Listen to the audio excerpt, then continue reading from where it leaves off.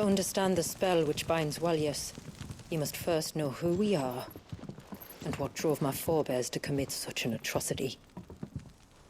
This tapestry is our story, the one that brought us here. After generations of wandering, my people sought refuge in northeastern Storm, some 170 years ago. But in exchange for our safety, the Gregorian Church demanded we renounce our faith, and branded us heretics when we could not. To be exterminated, as a lesson to others. And so was it chronicled in the imperial histories, for anything less would have made the Church seem weak. Yet a handful survived. The few who did fled north and west, and in doing so discovered two things that would forever shape our fates. The first was an old legend, revealing how to make your very own Mother Crystal. I've heard that one before. Yes, yet it gave them new hope, however false. Our ancestors convinced themselves that they could recreate the divine if they could only find a strong enough heart. A living being capable of channeling torrents of ether. And the heavens provided. A dominant Walius. They'd stumbled across a nostrum in an ancient ruin, which they believed could provoke a sudden outpouring of a creature's ether. They meant to enrage his icon. Leviathan would have destroyed everything, had our people not made their second important discovery. A means to stop time itself. Where did they find that? The Northerners had no such magics, or they would have used them. When our ancestors first arrived, the land was uninhabited, save for an old witch who lived on the highest peak. Her body had been consumed by the curse, a cruel payment for her long years of service to the Northern Thanes. So desperate were they to prevent the fall of Drake's Eye, they'd forced her to devise a spell to stop time. But Drake's Eye did fall. It did. When she finally perfected the necessary magics, it was already too late. As punishment for her failure, the Thanes exiled her to this forsaken place to live out the few days she had left. Knowing her suffering, our ancestors cared for her as best they could, and in return, she gifted them her spell. That even though she should die, her legacy might live on.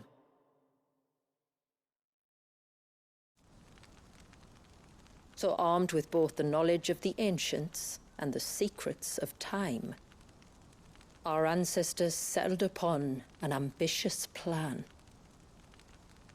They would create a new Mother Crystal, and enchant it that it might endure for all eternity. Thus would our people's wandering, our suffering, finally end, and prosperity visit us once more. And all it would require was the sacrifice of a single child. A small price to pay, or so they believed. Another victim of man's blind reliance on the Mother Crystals. So we know the seal source. How do we break it and restore the flow of time? Do you recall the dome of light on top of the cliffs to the west? Inside lie the ruins of an old temple. It was there that the witch built the Vare, a conduit of sorts that channels her remaining ether into the Surge. But it's been a long time since anyone set foot in the place. And now, there are others who claim it as their own. Then we shall go prepared for a fight. That said, it may be best if one of us stays behind. You think the village could be in danger? We saw the ether flow from Walius in all directions, but only encountered a single familiar. There will be more. And should even one make its way here, I doubt the walls could hold it back for long. Then I shall stay. The Phoenix will see your people safe, tributary. You have my thanks. Very well. We should depart at once. I fear time may no longer be a luxury we can afford.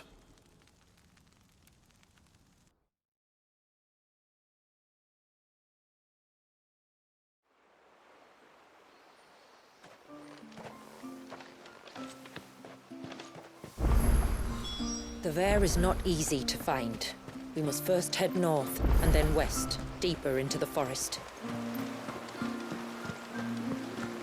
No sign of the child. You don't think he's... I can't. Just try to breathe. That's it. Is everything all right? Ah, you're the outsider. I'm Fannet, healer by trade. And this is Talor, one of my patients. He took ill not long after you arrived. Nothing too serious, I hope. I hope so too, but But this affliction, it's like nothing I've ever seen before. He complains of feeling chilled to the bone, but there's no fever to go with it. And my most powerful antalgic hasn't done a thing to ease the pain in his chest. I'm starting to wonder if his condition might require a different kind of treatment altogether. Shula said that you were here to help us. You couldn't help me, could you? I'd be happy to. If I can. You can, don't worry. All I need you to do is speak to Talor's son, Pavat, over at the forge, and ask if he knows what his father was up to before he came down sick. Something must have caused this, and I want to find out what. The trouble is, Talor's too weak to speak, and I can't leave his side for long. So while you talk to Pavat, I'll pay his wife word a quick visit, just in case she knows anything. All right.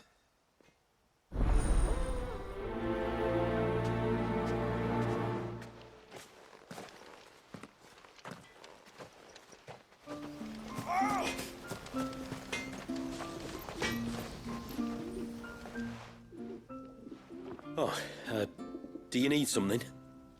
I do, though not from the forge. Fannet asked me to speak with you. She's looking into the cause of your father's illness and wondered if you could shed any light on the matter. I see. Sorry. She shouldn't have dragged you into this. It's no trouble, really. Tell me, did your father do anything out of the ordinary before he fell ill? Not that I know of. But then I hardly see him. He's always out and about, like. Well, at least he was. Suppose he might have been a bit more fidgety than usual, but apart from that... When you say out and about, where does he usually go? Just round the village. Wanders over to Blazier's place most days. He's a fisher who lives on the other side of the fount. They're old friends. Maybe he knows something I don't. Maybe. I'll go and speak with him.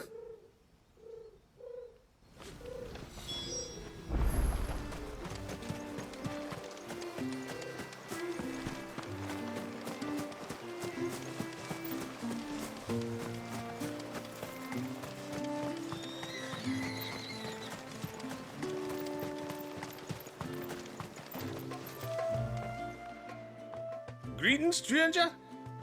What can I do for you? Your name is Blazier, is it not? Pavad tells me you're a friend of his father's, and that the two of you may have spent some time together prior to his illness. His illness?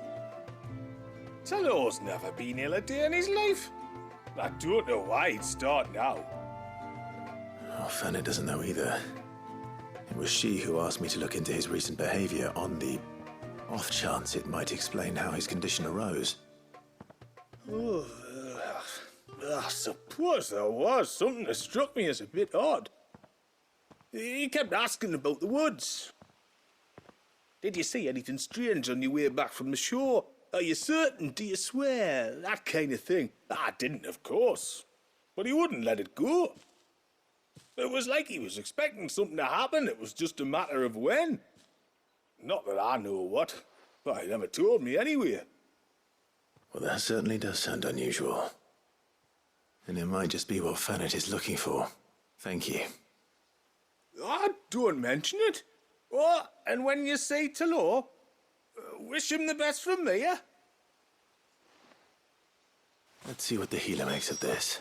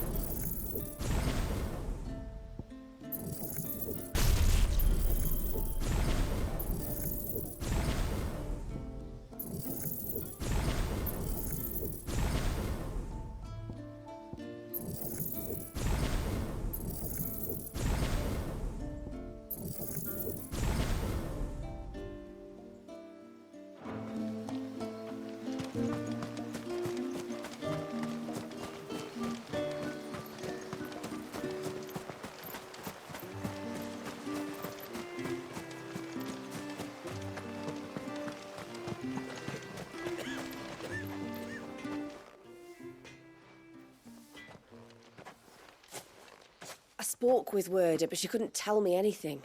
Did you have any better luck? Nothing conclusive. But there was one thing. Lazir, the fisherman, told me that Talor had taken a sudden interest in the forest of late.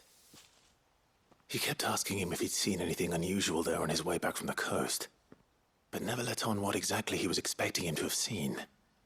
The forest between here and the coast. Surely not. But then... I can't say for sure. But I think Talor's illness might have some connection to the Tomberries. You may have encountered them during your time here. The small, scaly beastmen. And you think they may have caused Talor's illness? I do. At least in a way. And if I'm right, it's no wonder the treatments I've been trying didn't work. Oh, I know it's a lot to ask, but would you go down into Father's Fell for me? There's an altar there. And if my fears are true, an offering upon it. What is going on here? Please. I'll explain everything when you return, but time flows fast. I beg you, make haste for Father's Fell and take the offering from the altar. Talor's life may depend on it. Very well.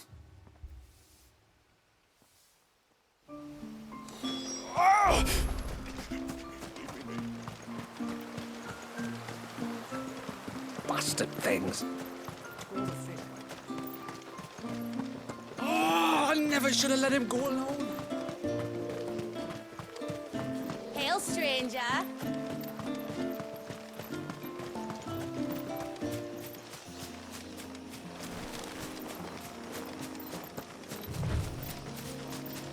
Before, we turned east at the shipwrecks to reach the coast. Now we must head in the opposite direction. Left it is, then.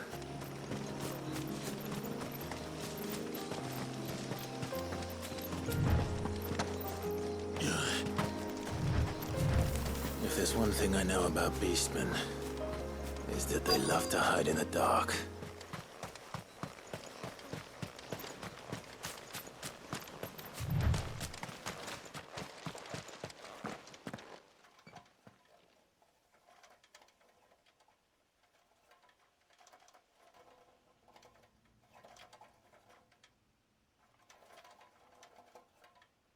What are they up to?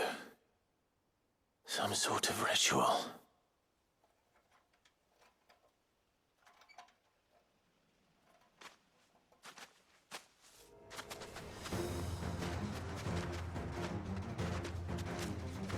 Sorry to disturb you.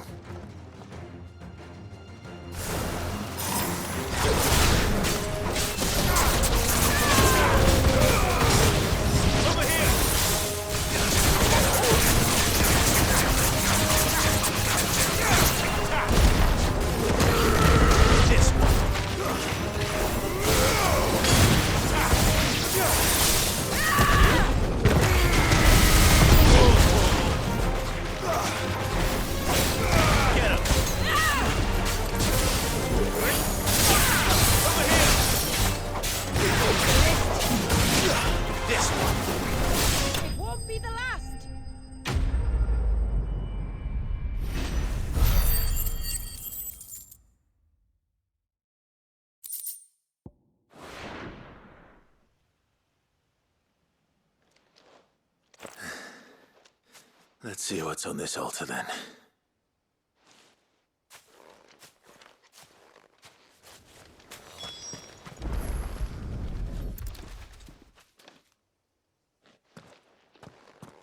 A silver chain. I doubt the Tomberries made it. This must be what Fanet was talking about.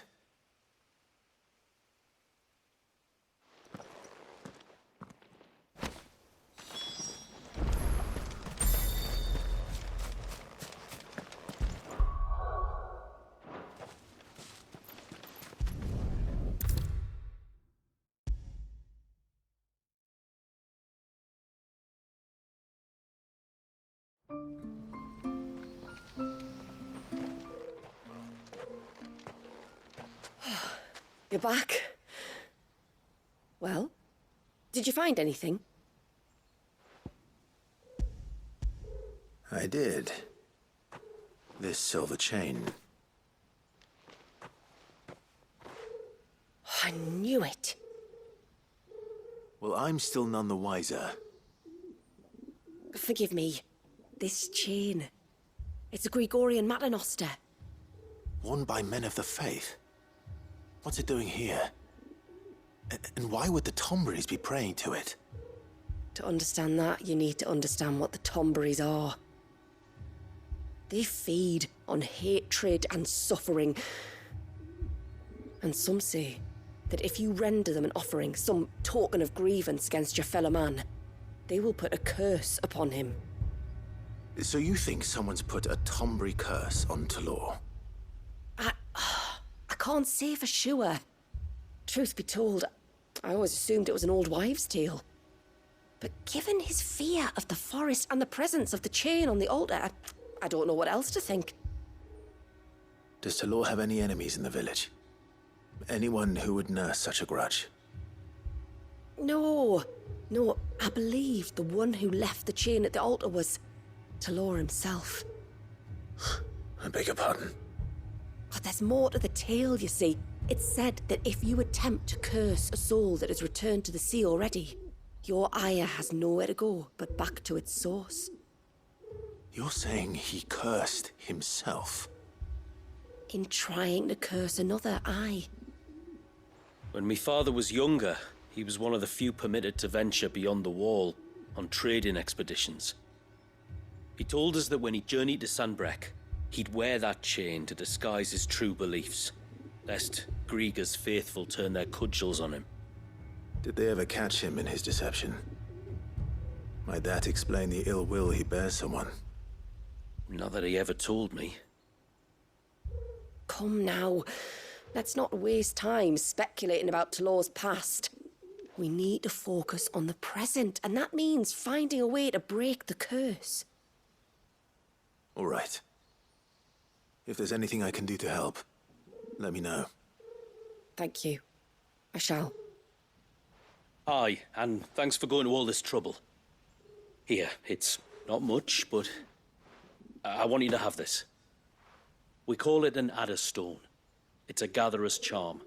Reacts to certain rare minerals we use in crafting. Makes them ring out like a bell, stuff you'd have no chance of spotting otherwise. If you find anything, see that you bring it back to me. I can make you some decent gear with it. If you're interested, like. I am, thank you. And I'll be sure to pay you a visit. Until then, I wish your father a swift recovery.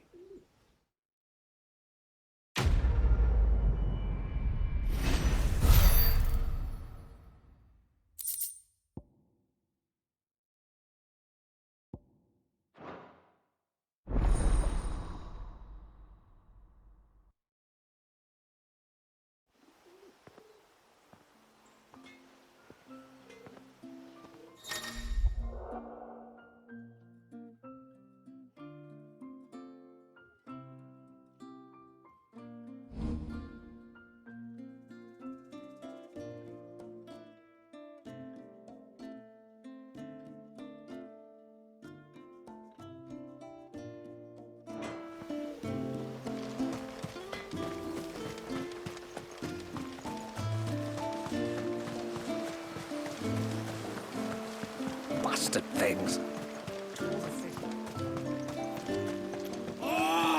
should have let him go alone. Ty, take me, what am I gonna do? You've got to help me. Shula said you were a force to be reckoned with. Are you? Why do you ask? Eh? Oh, sorry. I should explain. My name's Kitav. I'm worried about a friend of mine. He went into the forest and he hasn't come back. Would you help me find him? I can try. Tell me what I need to know. Of course.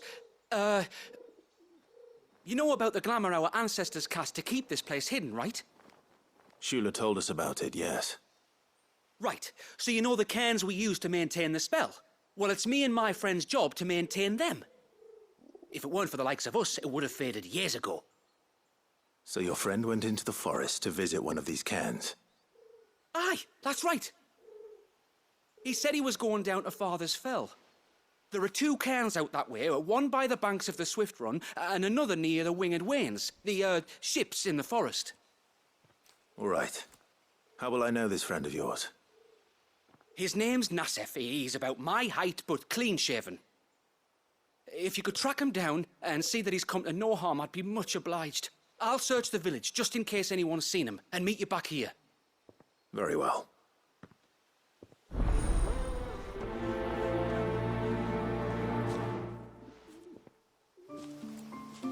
One cairn by the ships, another by the river. Better get moving. Hail, stranger.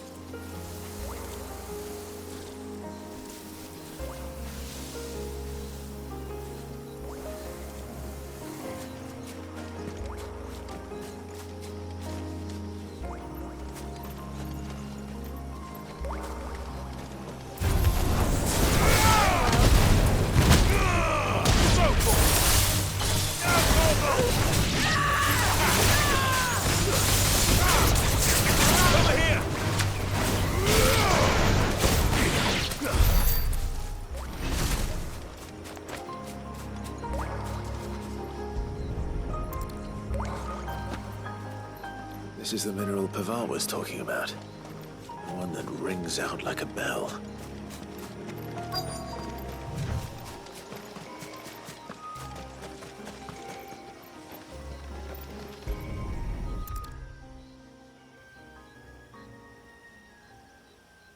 Well, here's the cairn.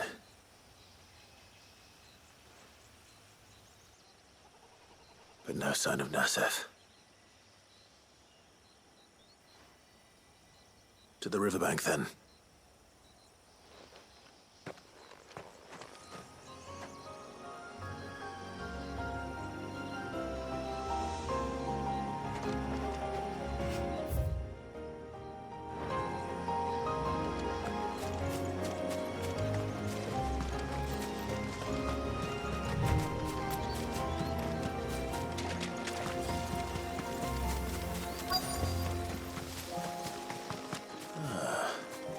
Who have we here?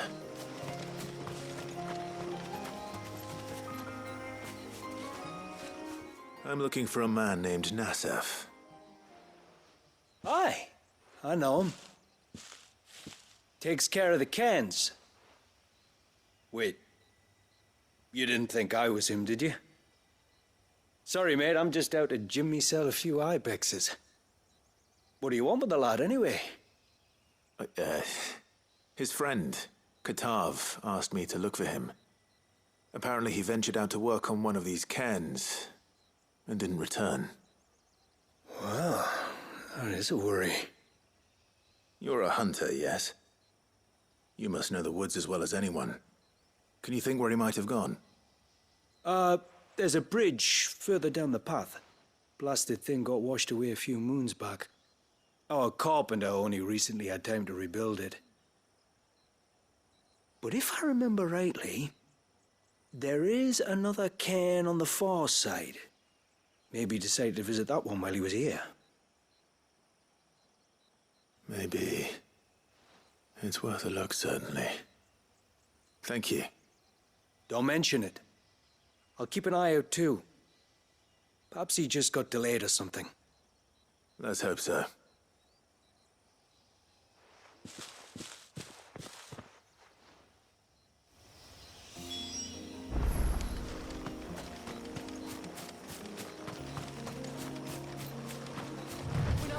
This must be the bridge the hunter was talking about. Yours won't be friendly.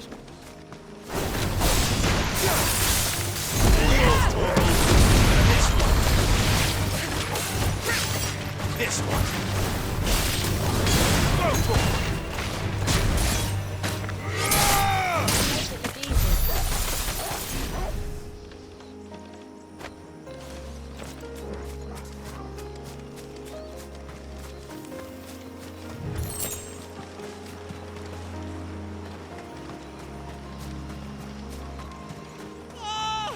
Stay away, damn you!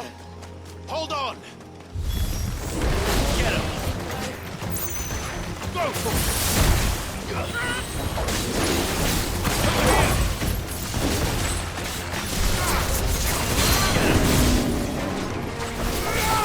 Over here.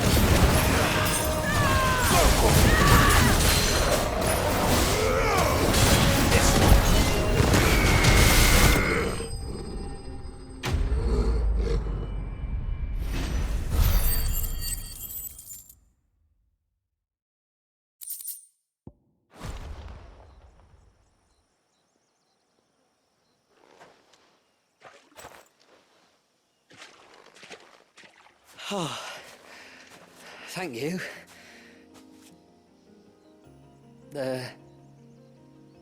I'm the tributary's guest.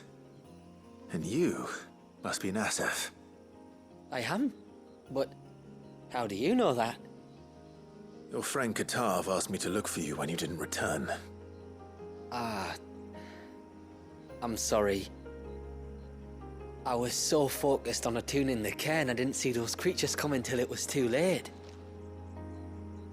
How exactly do they work? Oh, there are crystals inside. They're what keeps the glamour going. Should the ether cease to flow through too many of them, our shroud would quickly unravel. It's my job to make sure that doesn't happen. And an important job it is. But you'll struggle to do it if you're dead. You need to take more care. Yeah, no arguments there. The truth is, me and Katav usually work together, watching each other's backs like. But when we heard outsiders were coming, we split up to get the job done faster so things would be perfect for your arrival. Stupid, I know. So you found him then? Not before the local fauna did. My arrival seemed to put them off their dinner. Mustn't have been hungry after all. Expect you'll be wanting someone to escort you back to the village then, Nassef. Woods are full of nasties today. When you're next in Haven, be sure to come and see us. You saved my life. It's only right I repay you. If you insist. Take care now.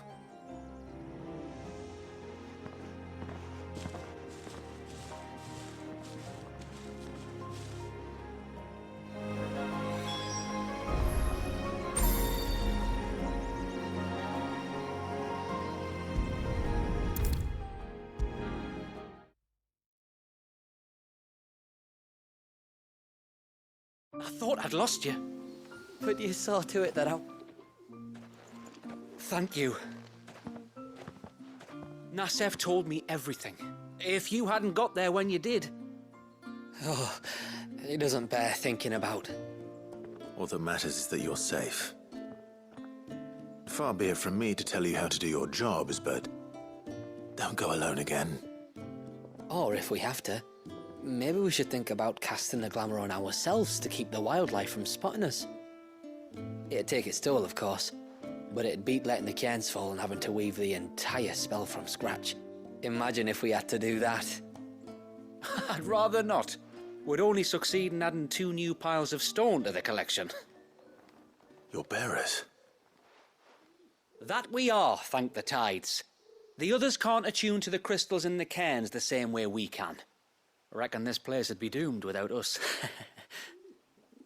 So, you do this work for the good of your people? Not because... We're forced to. No. From what I've heard of the way things work on the outside, we were truly blessed that our rain fell here in Mysidia. Our people are few enough as it is. If we started turning on each other, kin against kin, over nothing but a stupid accident of birth, our days would be numbered. They would. Anyway, all's well that ends well, eh? Thanks to you, both of us lived to keep this place hidden another day.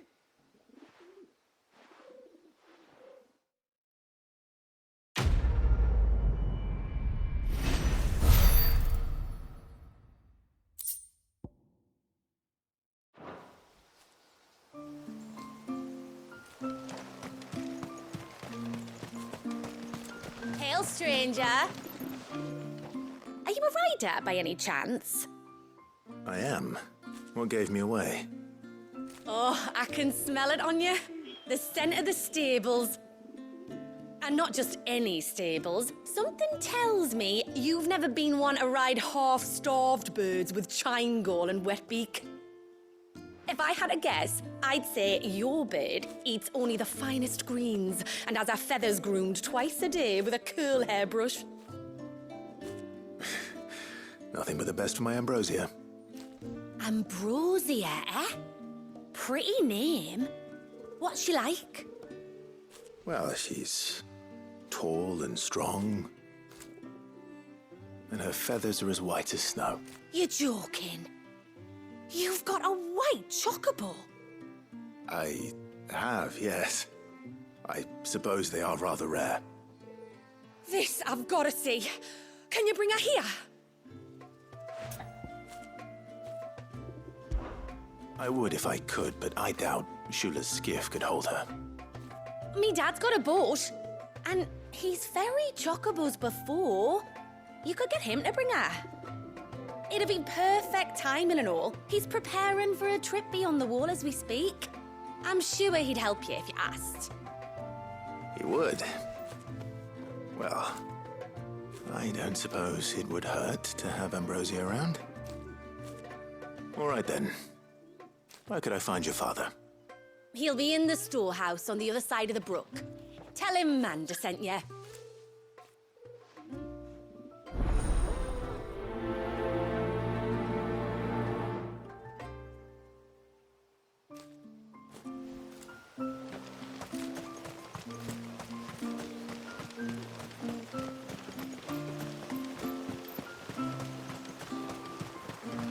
Bastard things.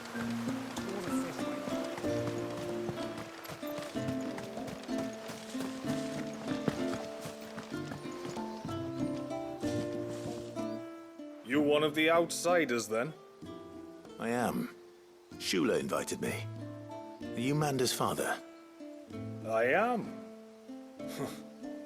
Got you running errands for her already, has she? She's asked to see my chocobo, but I'd need your help and your boat to bring her here. Or you could just say no. Honestly, that girl and her birds, she'll be growing feathers soon enough. Well, truth be told, I didn't take the idea seriously at first. But thinking about it, it would make it easier to get around if I had Ambrosia here. Can you help? Well, if you're sure that's what you want. The tributary says we're to treat you lot as we would each other. So, if you need me to ferry your bird over, then that's what I'll do. Still, they don't take the water easily. I'll need you to bring us a mimic goat or two to keep her calm on the journey over. And where would I find one of those? Oh, don't ask me. It's been years since I last brought a chocobo across the bay, and I'm told the world's changed a fair bit since then. Where do you usually get your stable supplies from? Well, the man who made Ambrosius tack lived in Martha's Rest, and if I remember correctly, he traded in chocobo feed too. So I suppose I'll go and ask him. I'll be sailing over to Northreach soon to pick up some supplies. While I do that, you collect your bird and your gourd, and then meet me by the shore. Just don't take too long, all right?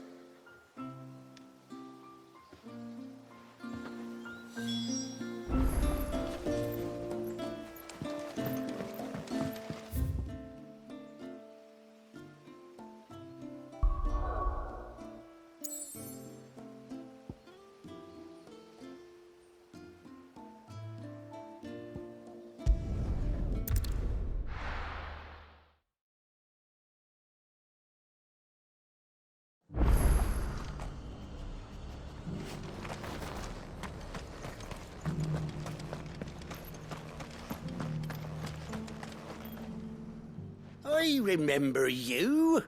You're the one who saved Whiteheart. How's the old girl doing? She's very well. Thank you. Oh, don't thank me. You're the one who saved her.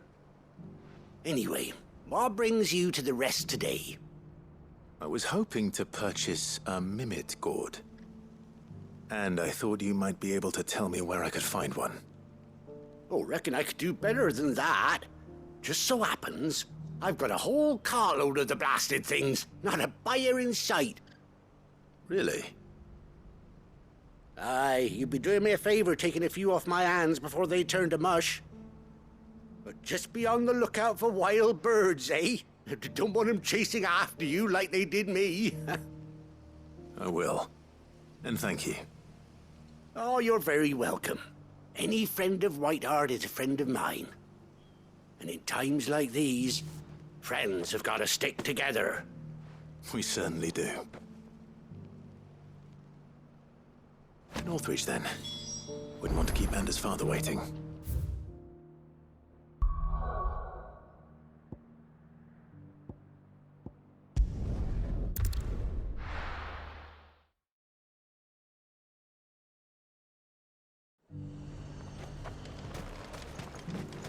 And how might I help the garrison today?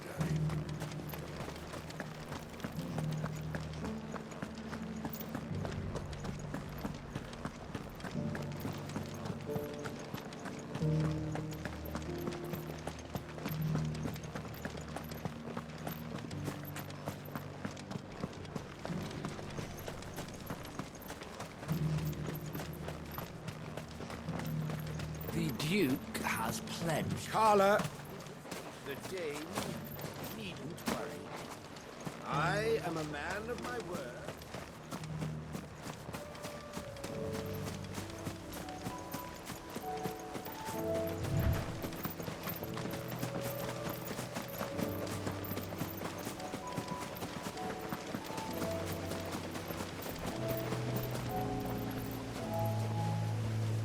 Ah, there you are.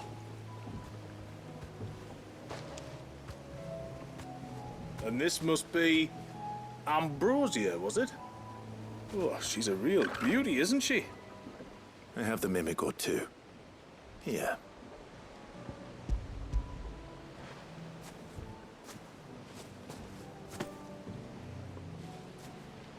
Thank you kindly.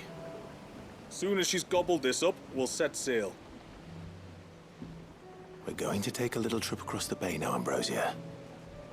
Don't worry. You'll be all right.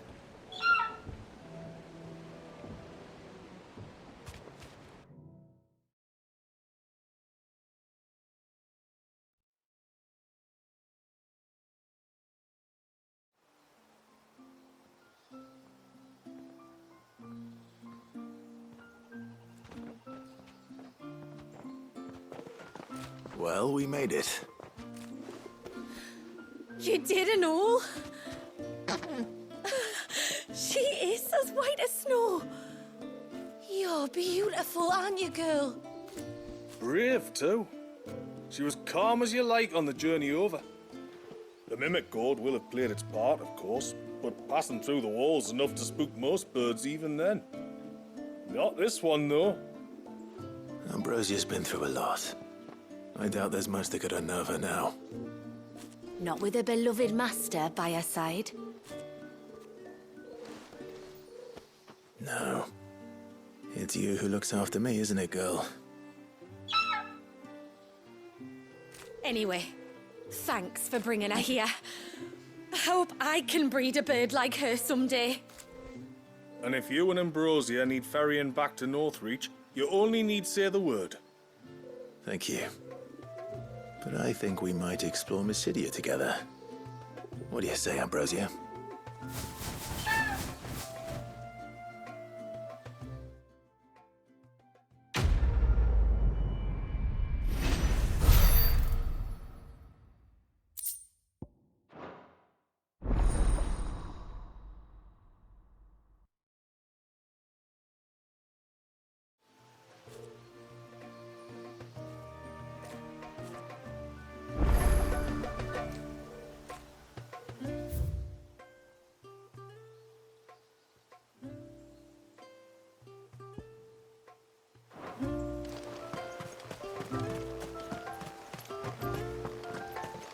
And what are you two?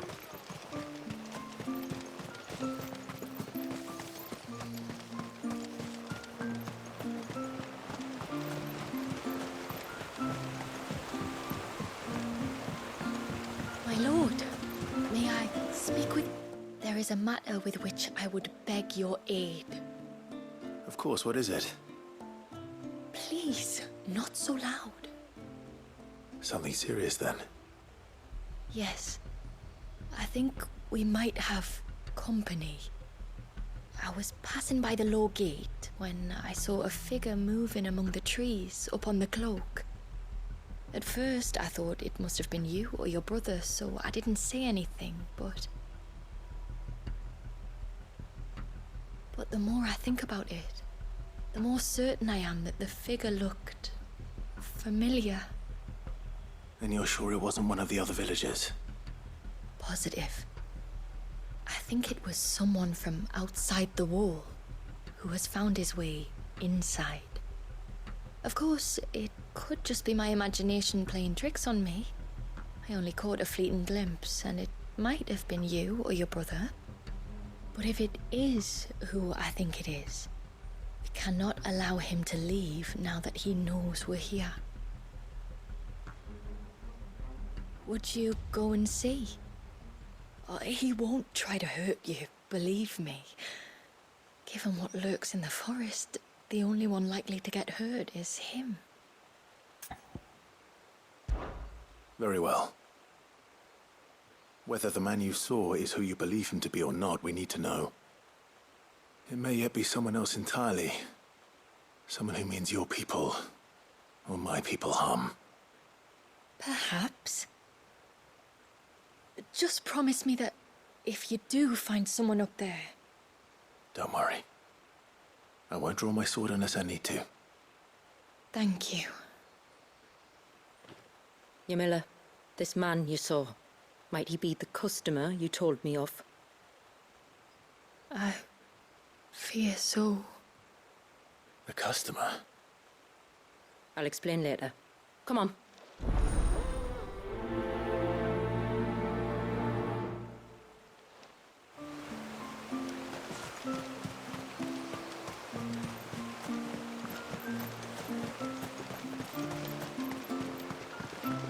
If we pick too many of the flowers, there won't be.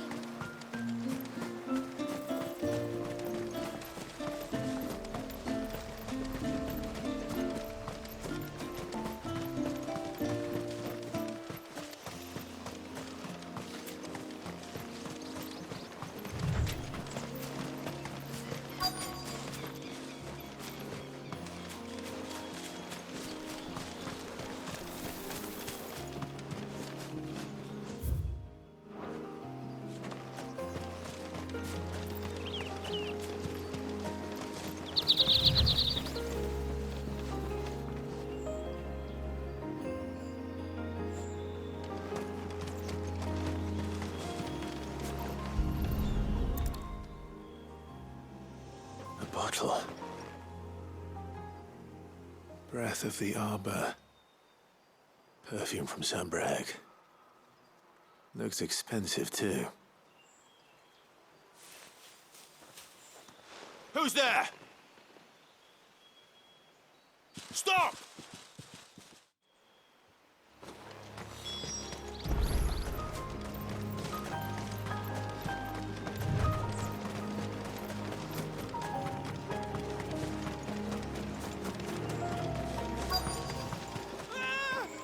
No!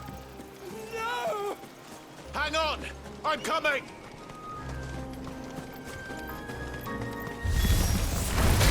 Don't eat me! I'll give you gut rot, I swear! Stand back.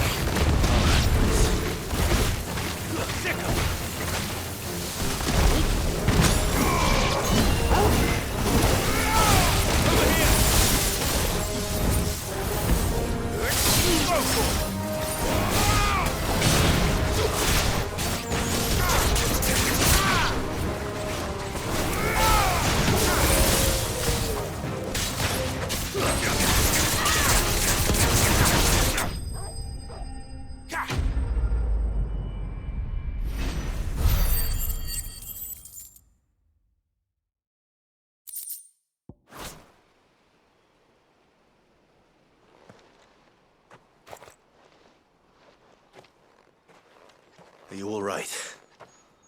I'm more than all right. I'm saved!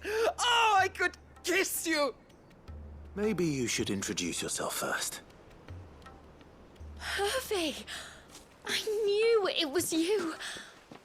What are you doing here? I came to see you. Oh, my little canary, it's been so long. Thank you for saving him and sparing him. Who is he? Hervey, one of many clients from my employment beyond the wall. One of many clients? We spoke every night of our plans together. Whispered songs of love into each other's ears. And then you upped and vanished without so much as a word. I left you a note, didn't I? I told you I was sorry, but that we could never be together. That I could never abandon my family.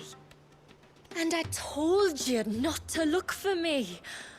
How did you even find this place, anyway? The flame of your love was as a beacon in the night that guided me to you. Hervey.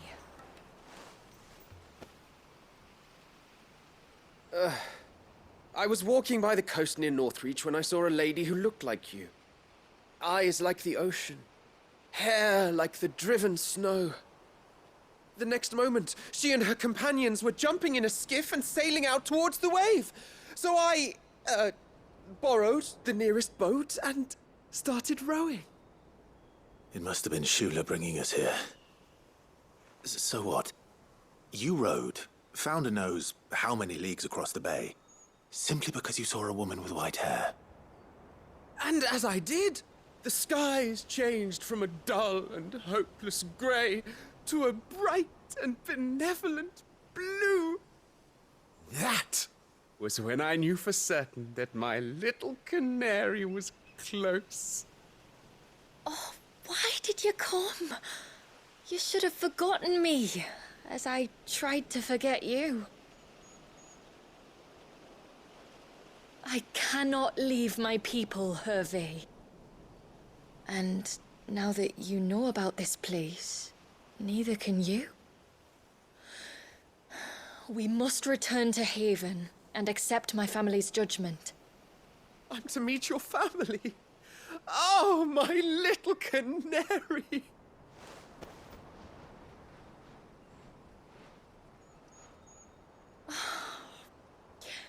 Please, come and see me later. You did as I asked, and you must be rewarded for it.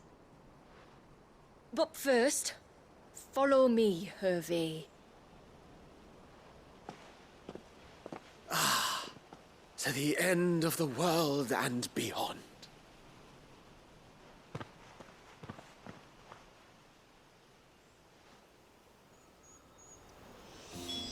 should never have found this place.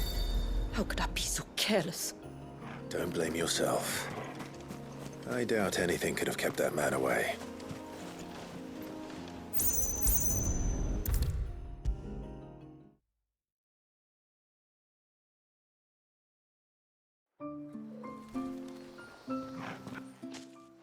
Forgive me.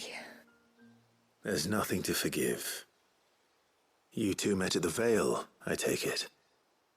When I worked there, yes. To earn the coin that my people need to survive.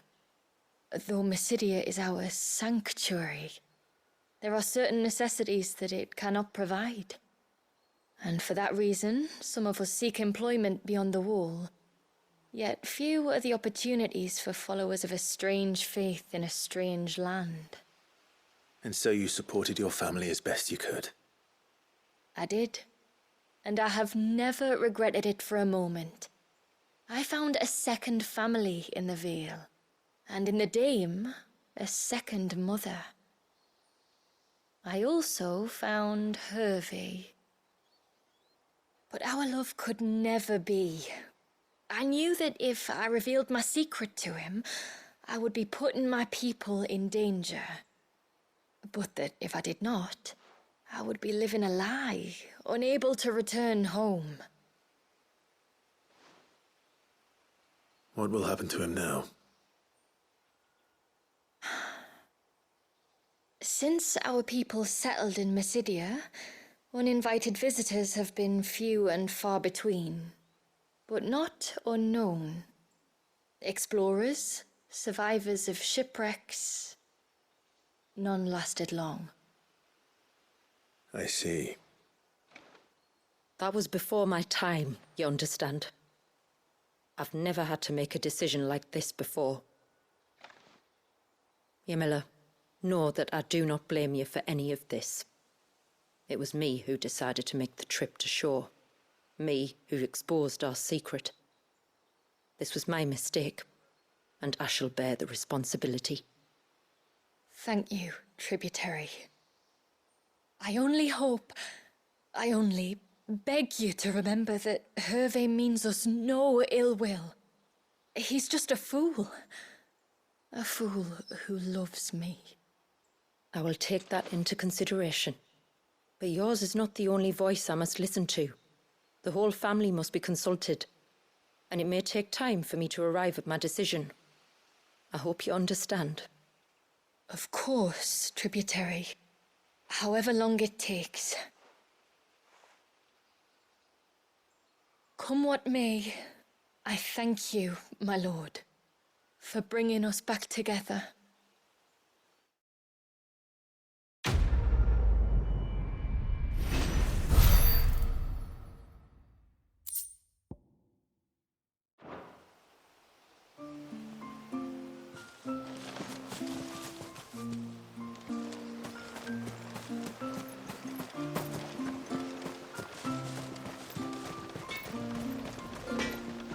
Reckon my steel's just as good as any.